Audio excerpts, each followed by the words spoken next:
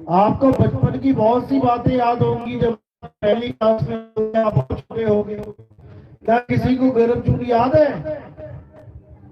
एक पल भी याद है किसी को? कितना समय निकाल के आए उसमें से?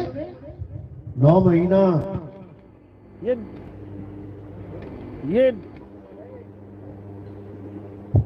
हेलो भैया, माइक जरा साहब वाला ठीक करो। देखो भैया,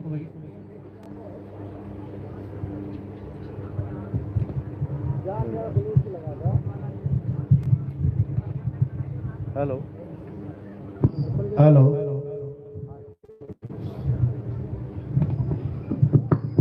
करा दे, ठीक है। तो उस 9 महीने में से एक पल भी आपको याद नहीं है। उल्टे लटके थे 9 महीना। किसने बुला दिया आपको? माया ने। बाकी सब कुछ याद है, हर चीज याद है। अभी 1 घंटे के लिए भी कोई दिक्कत आ जाओ, कौन सारी उम्र याद रखो उसको। लेकिन ये 9 महीने कहां गए? ये पंखा उधर कर दो, ये पंखा उधर घुमाओ।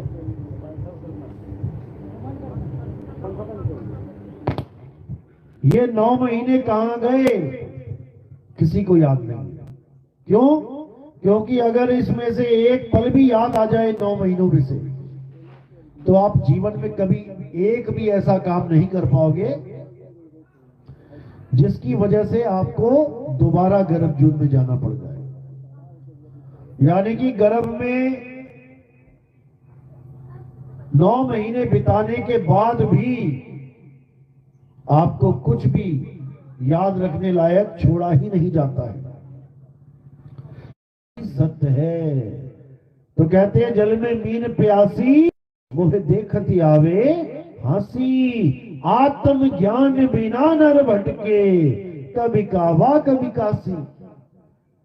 अगर इस दुनिया में कोई ज्ञान है लेने के लायक, तो वो केवल आत्म ज्ञान है। आत्म ज्ञान का मतलब क्या है? कोई मंत्र जपने हैं क्या? ये कोई ओम ओम राम राम श्याम श्याम अल्लाह अल्लाह कबीर कबीर सत साहिब ऐसे मंत्र को आत्म ज्ञान कहते हैं क्या? या कोई पत्थर पूजा को आत्म ज्ञान कहते हैं कि किसी ने कबीर साहब की मूर्ति लगा दी, किसी ने राम जी की लगा दी, किसी ने हनुमान जी की लगा दी, या कई तीर्थों में घूमने को बोला आत्म ज्ञान? आत्म ज्ञान क्या है इसको समझ लो अच्छी तरह। आत्म ज्ञान का मतलब है आत्म यानी मेरा। जैसे कोई कहता है जी उसने आत्महत्या कर ली, तो आत्महत्या का क्या मतलब है? खुद की हत्या करना, ना कि किसी और की। आत्म कथा, खुद पे कथा लिखना, ना कि किसी और की कथा लिखना। आत्मनिर्भर यानी खुद पे निर्भर रहना, ना कि किसी और पे आस लगाना। आत्म कल्याण यानी खुद का कल्याण करना, ना कि किसी और का। इसी प्रकार आत्म ज्ञान यानी खुद का ज्ञान जानना, अपने बारे में जानना कि मैं कौन हूं। आत्म ज्ञान नहीं प्राप्त होगा तब तक भटकते ही रहोगे। आत्म ज्ञान बिना नर भटके। कहां भटके? 84 में भटके। 1,84 भटक के पांव पे अटके आए, और अब की पासा ना पड़ा तो फिर 84 जाए। 84 में फिर जाना पड़ेगा। फिर कुत्ता बिल्ली हाथी घोड़ा बन बन के इस दुनिया को हरा भरा करते रहोगे। ये जितनी हरियाली दिख रही है ये सब जीव हैं। ये जितनी घास दिख रही है, पेड़ पौधे दिख रहे हैं, ये सब तुम्हारी हमारी तरह जीव हैं। 84 भुगत रहे हैं ये, और यही भुगत भुगत के फिर एक बार इंसान बन के आएंगे, हमारी तुम्हारी तरह बैठेंगे। अगर आत्मज्ञान समझ में आ गया तो मुक्ति हो जाएगी, नहीं तो चल दोबारा से 84। अभी तो इंसानी चोले में बैठे हो, घर में 2-2 हजार लीटर की टंकियां लगा रखी हैं बढ़िया। जैसी प्यास लगती है घुमा देते हो टोटी, पानी पी लेते हो। और जंगल में पैदा हो गए अगर हिरण बन के, जितनी बार घूमोगे प्यास लगेगी, तालाब के पास जाओगे, मगरमच्छ इंतजार कर रहा होगा वहां तुम्हारा कि आ तो सही एक बार। जब जितनी बार भी शेर चीते दौड़ाएंगे तुम्हें, तुम्हारी हालत खराब हो जाएगी, फिर प्यास, फिर वही तालाब पे जाओगे। आज तो सब कुछ घर में मिल रहा है बैठे बैठाए, उसके बाद तो बुरा हाल हो जाएगा। और कहीं बकरी मुर्गी बन गए, फिर देख लो कसाईयों की दुकानें, उल्टा टांग टांग के कैसे खाल खींच के लटका के रख देगा, ये ना देखेगा कि लेडीज है कि जेंट्स। अभी तो लेडीज फर्स्ट चल रहा है यहाँ पे, केवल इंसानी में हर सहूलत मिली है इंसानी चोले में, लेकिन फिर भी इंसान समझ ही नहीं पा रहा है कि करने क्या आया इस दुनिया में, कारण क्या है इस दुनिया में आदमी बनने का। तुम्हें कुत्ता बिल्ली क्यों ना बना दिया भगवान ने, इंसान क्यों बनाया? एक बार सोचो तो सही। कोई कहता है बिजनेसमैन बनने के लिए इंसान बने, ठीक है, अरबों खरबों कमा लिए, उसके बाद सारा पैसा यही छोड़ के चला, रिश्तेदार सब दावा लगा देंगे कि मेरा दादा था, मेरा चाचा था, मेरा मामा था, बढ़ जाएगी प्रॉपर्टी। तो ऐसे ही ये इंसानी जन्म बर्बाद करके चले जाएंगे, लेकिन जो असली मुद्दा है उसको प्राप्त नहीं कर पाएंगे। असली मुद्दा क्या है? आत्मज्ञान। अब इस आत्मज्ञान को प्राप्त करने के लिए जाएंगे गुरु के सारे भगवान, केवल इस पे विचार कर लो, सारी कहानी सुलझ जाएगी। ये जितने सारे बैठे हैं गुरु, सबके बारे में समझ में आ जाएगा कौन क्या कर रहा है, क्योंकि परमात्मा एक, तो उसका नाम भी एक होना चाहिए। जब परमात्मा एक, उसके नाम अनेक किसने बनाए? इसी इंसान ने बनाए। कैसे बनाए? अक्षरों से बनाए। ये अक्षर कैसे पैदा किए? जब पहली बार इस दुनिया में आया कोई अक्षर नहीं था, एक आदि मानव की तरह आया, कपड़े भी नहीं थे, जानवरों की तरह खाता था, पीता था, फल फ्रूट खा लिया, किसी जानवर को मार के खा लिया, कोई भाषा नहीं, कोई अक्षर नहीं, कोई पढ़ाई नहीं, कोई किताब नहीं, कोई पेंसिल नहीं, पेन नहीं, यहां तक कि 5 तत्वों में भी केवल 4 तत्वों का ज्ञान था। लेकिन अग्नि तत्व उसको खोजना पड़ा। कैसे खोजा उसने? जब वो शिकार करता था, दिन में पत्थर मारता था जानवर के, पत्थर से पत्थर टकरा भी गया तब भी उसको नहीं याद दिखता था कि कुछ आग जली। रात में जब शिकार करता था और पत्थर से पत्थर टकराया तब चिंगारी दिखाई दी।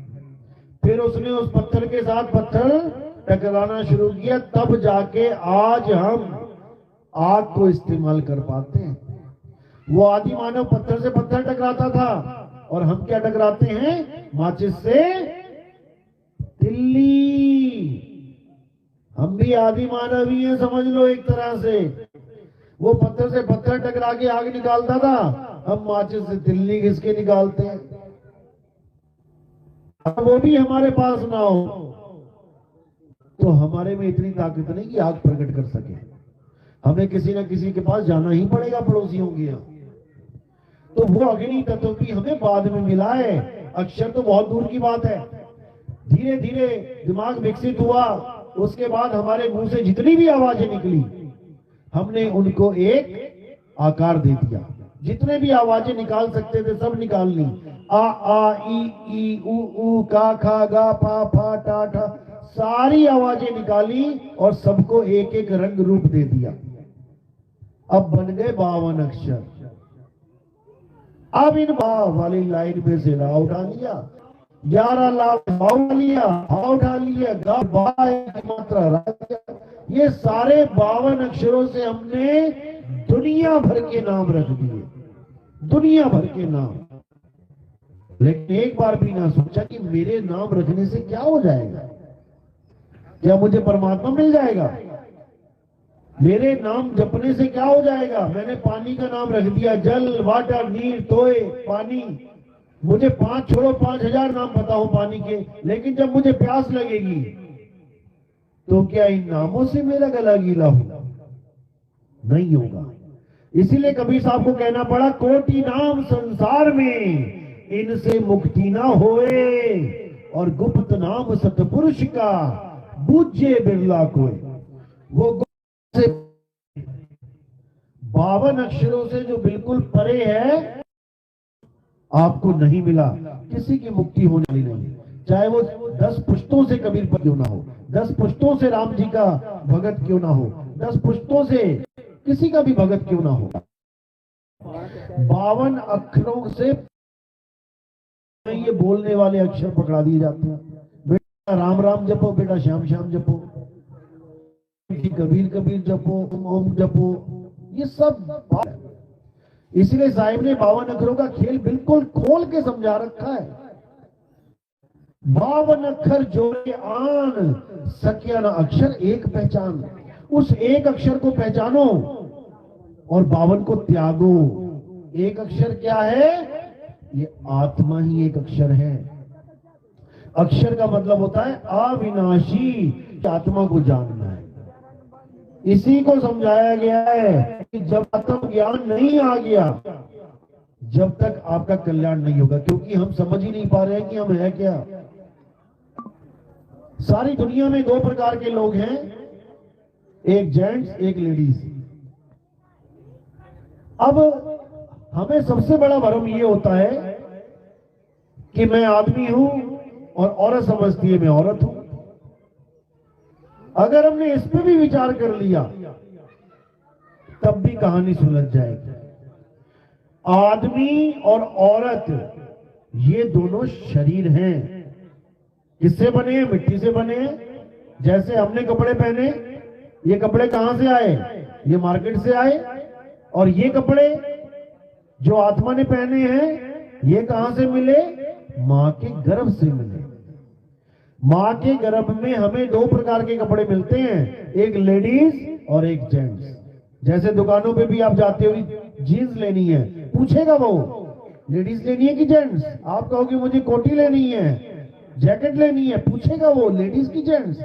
चश्मा तक लेने जाओ तो पूछेगा। शरीर मिलता है आत्मा को, ये मिट्टी का शरीर लेडीज एंड जेंट्स कहां मिलता है? मां के आते हैं। हम जीव आत्मा है।